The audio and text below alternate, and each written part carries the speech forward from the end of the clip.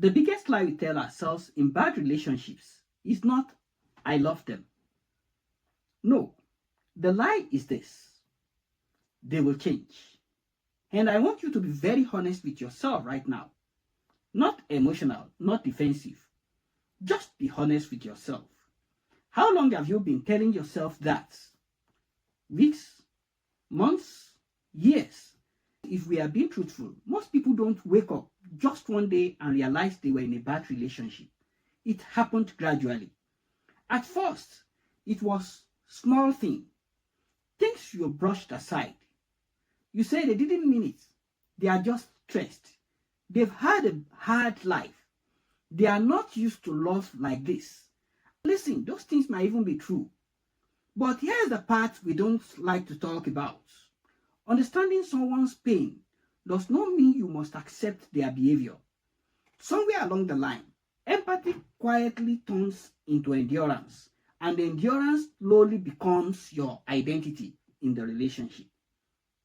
You become the one who understands, the one who waits, the one who adjusts, the one who explains things that shouldn't need explaining. And you told yourself you were being patient, mature, loving. But deep down, something didn't feel right anymore. You were tired. Not tired of loving them, tired of carrying the relationship alone. But instead of listening to that feeling, you argue with it. You told yourself every relationship is hard. Nobody is perfect. At least they are not cheating. At least they still show up. Let's be honest. At least it's a dangerous place to build your life from, because at least slowly lowers your standard without you even noticing it. Let me ask you something. When last did you feel genuinely chosen, not tolerated, not managed? Chosen, I mean. Really chosen. When last did you feel like your needs are met without having to beg, explain, or remind them? The lie that they will change keeps you stuck because it feels awful. Hope feels better than fear. Hope feels better than starting over. Hope feels better than admitting you invested in the wrong place. So you stay.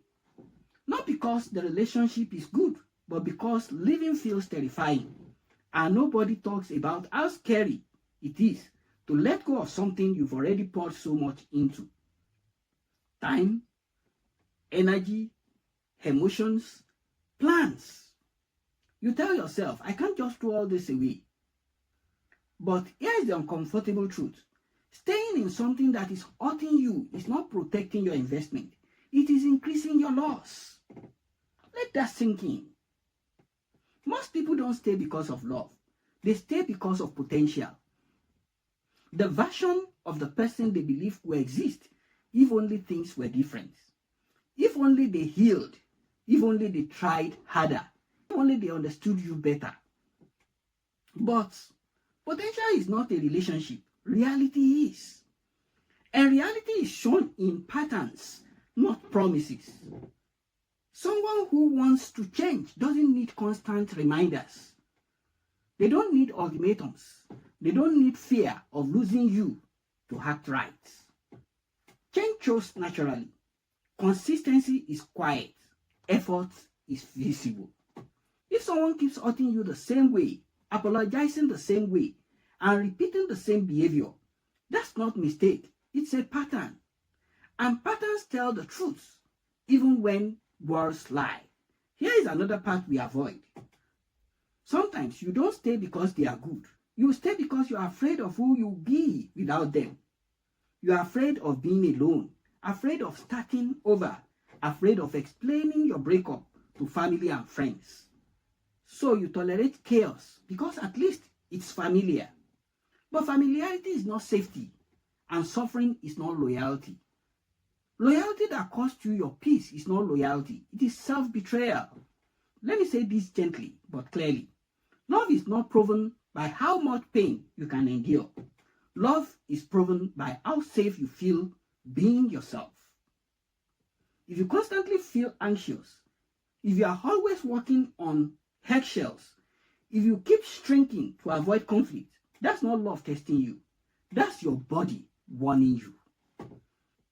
Some of you are listening right now and you already know the truth. You've known it. You just don't want to say it out because saying it makes it real. You are not confused. You are just hoping reality will change so you don't have to make a hard decision.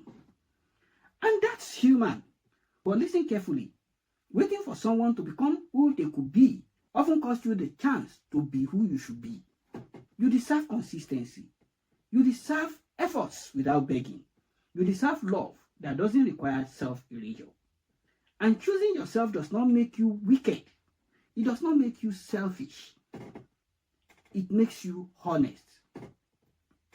If this conversation feels uncomfortable, good. Growth usually is. If this is close to home, I want you to be real in the comments. No shame, no judgment. And if you know someone who keeps making excuses for bad behaviors, send this to them. Not to attack them, but to remind them that they are not crazy. If this conversation helps you see clearer, breathe easier, and trust yourself again, stay with me.